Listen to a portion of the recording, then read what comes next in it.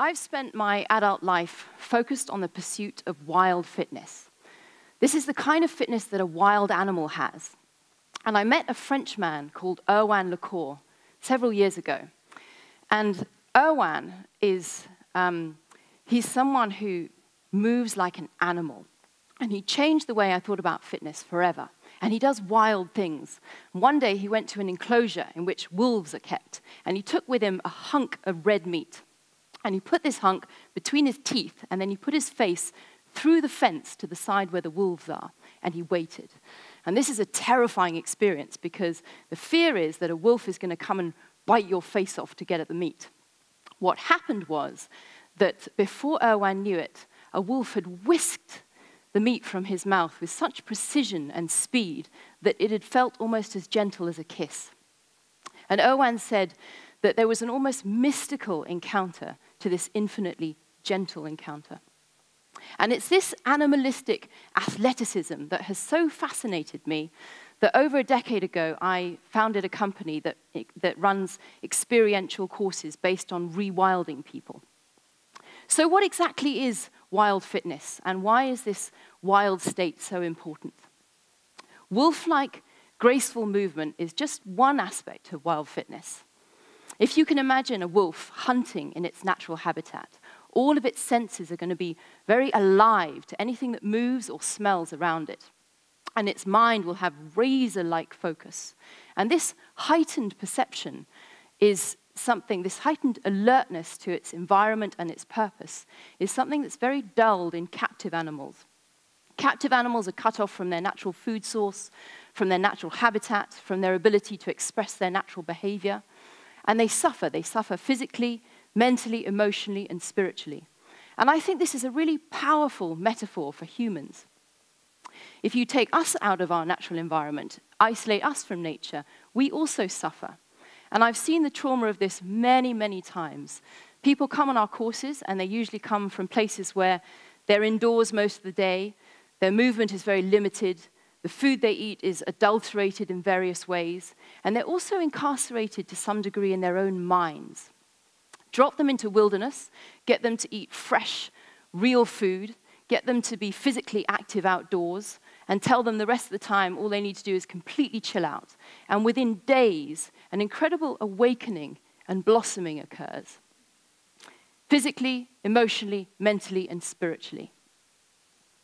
And during this rewilding process, I've seen malaise lift that have been not helped by the most potent pharmaceuticals and the most insightful psychologists. I've seen chronic skin disorders and digestive problems clear up.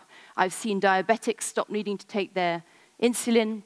I've seen people in their 60s start running who haven't run for 20 years. I've seen people come out of depression. I've seen people look and feel completely different in less than 2 weeks. And there's no secrets here.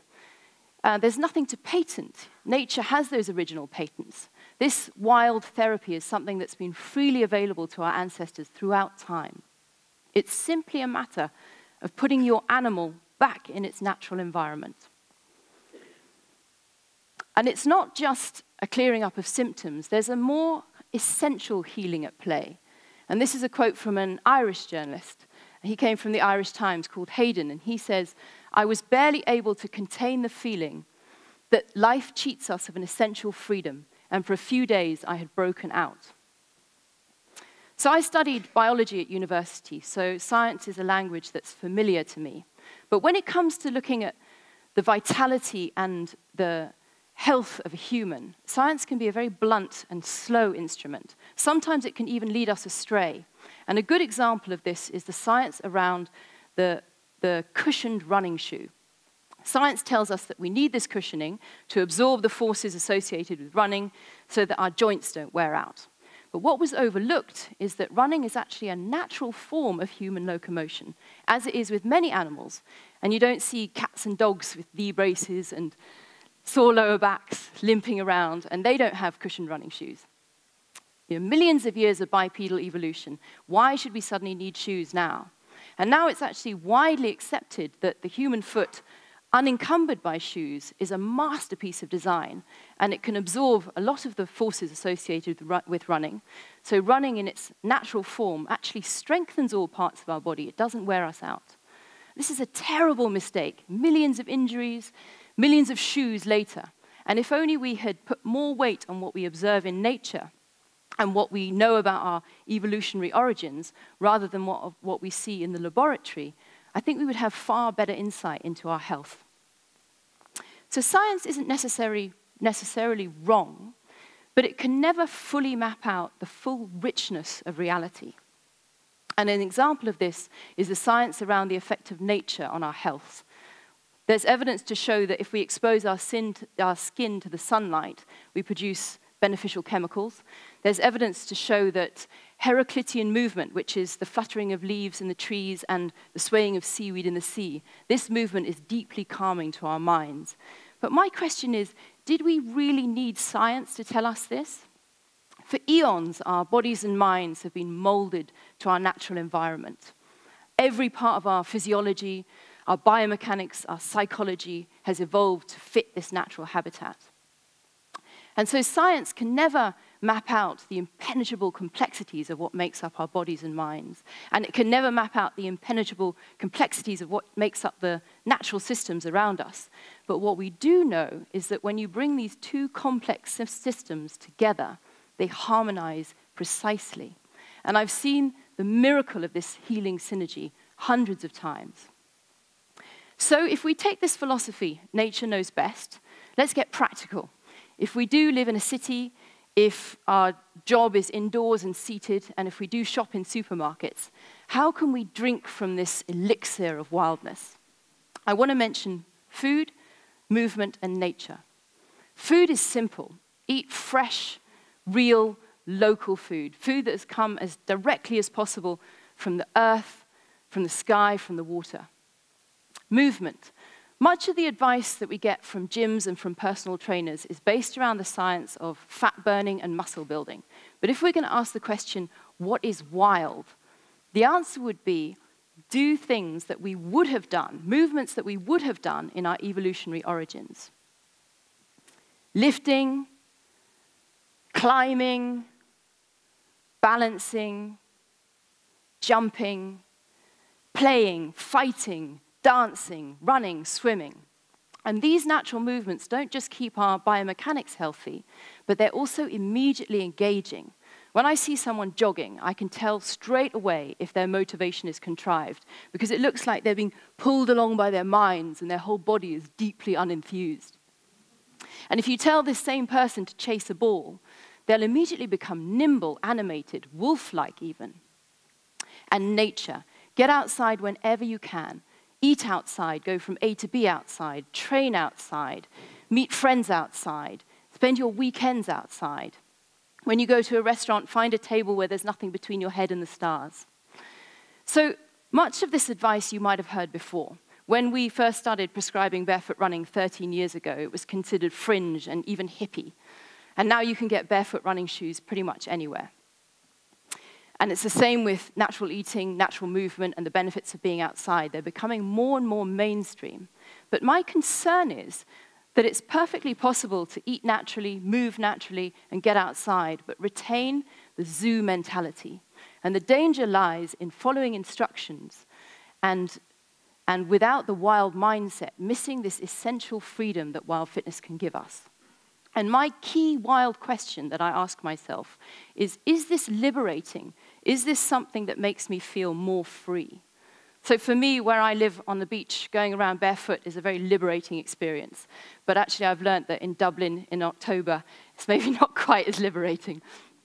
And I'd like to mention 3 aspects of this wild, liberating mindset. I'd like to talk about enjoyment, purpose, and survival. We are hardwired for enjoyment. Joy is an ancient symptom of doing something that has evolutionary benefit. And I don't just mean instant gratification. You know, I think we're far more refined and sophisticated than that. An example is something that I'm undertaking at the moment, which is listed on Google as the cruel tutorage of Ido Portal. Now, Ido Portal is a master of movement. He can leap onto high tables, he can flip, he can stand on one arm. But the training program that he's given me is grueling. It's difficult and it's regimented. But I love it. I love every part of it. I love the pain during the workouts. I love the soreness in my body and the deep tiredness that I feel afterwards. And I love it because I'm inspired. I'm inspired to move with great freedom. And this, for me, demonstrates the difference between pain and suffering. Pain is often inevitable, but suffering is our reaction to that pain. And no wild animal would freely do something that makes it suffer. Suffering kills our motivation, but it also affects our physiology. And a measurable example of this is my experiences of freediving. This is me freediving in Tanzania. Freediving is the art of diving deep into the ocean on a single breath.